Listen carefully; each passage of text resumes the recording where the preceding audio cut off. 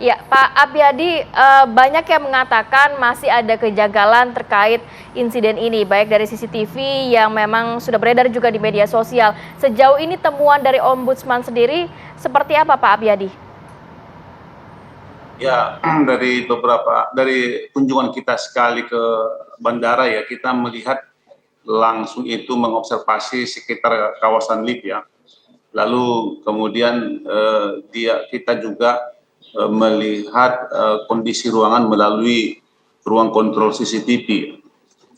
Jadi dari dua sudut pandang itu, sementara kita menyimpulkan bahwa ada jaminan keamanan dan keselamatan dalam penyelenggaraan pelayanan publik di bandara itu, saya kira itu yang kurang baik ya. Padahal sebetulnya Undang-Undang Nomor 25 Tahun 2009 tentang pelayanan publik itu disebutkan bahwa seluruh penyelenggara pelayanan publik wajib memberi jaminan keamanan dan keselamatan dalam penyelenggaraan pelayanan publik, termasuklah Bandara Kuala Namu ini. Lalu indikator-indikator dari teman kita untuk menunjukkan bahwa kurangnya jaminan keamanan dan keselamatan itu adalah, pertama mungkin kami bisa melihat dari konstruksi bangunannya ya. Jadi bangunan lift itu kan terdiri dari dua pintu. Ya. Jadi dua pintu. Pintu pertama kita di lantai dasar masuk itulah kita label dulu itu pintu A. Pintu keluar itu mestinya di depannya, di depan ini. Ini pintu yang sebelah yang dihadap korban ini adalah pintu A. Jadi itu pintu masuk. Mestinya itu pintu keluar adalah di pintu B misalnya. Nah, masalahnya kemudian kan ini yang tidak terinfo ya.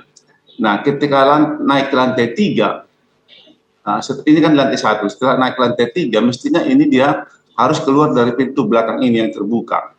Nah, ini yang kemudian kan, karena ini tidak lazim liftnya, ya saya juga pernah dulu terjebak di sini. Cuman waktu itu karena ada tidak saya sendiri menginformasikan bahwa pintunya di sini Pak keluarnya gitu. Jadi ini pintunya tidak lazim, ada dua pintu ya, jadi tidak informasi. Nah, ketika di lantai 2, itu mestinya pintu yang tadi itu yang dihadapinya itu mestinya tidak boleh pintunya itu terbuka, karena itu bukan tidak ada akses keluar.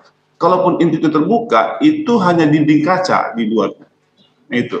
Jadi mestinya karena itu tidak ada akses keluar di situ, seharusnya itu ini harus dibuat bahwa misalnya bahwa di lantai 3 ini mestinya lift tidak boleh terbuka, walau misalnya dipaksa sekalipun.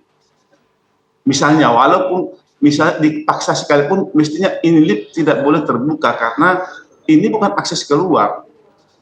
Nah ini, jadi di sini. Nah persoalannya kan ini tetap bisa terbuka.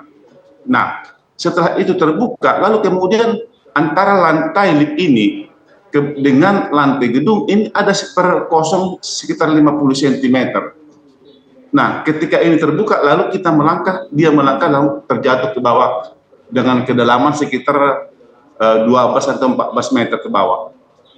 Nah ini, jadi ini yang terjadi. Nah, maka saya katakan tadi, mestinya pihak perusahaan pengelola bandara itu memberi jaminan keamanan keselamatannya dengan cara apa? Bahwa di lantai 3 itu mestinya lift itu yang di belakangnya itu mestinya harus tertutup. Meski dibuka sekalipun misalnya, itu seharusnya tidak boleh terbuka. Nah itu. Lalu kemudian yang kedua, seperkosong antara lantai lift dengan lantai gedung, itu mestinya nggak boleh ada kosong. Ya, itu harusnya ditutup. Ini saya katakan tadi bahwa konstruksinya ini saya kira yang kurang memberi jaminan keamanan dan keselamatan dalam penyelenggaraan pelayanan publik sebagaimana diamanahkan dalam Undang-Undang Nomor 25 Tahun 9 tentang pelayanan publik. Baik.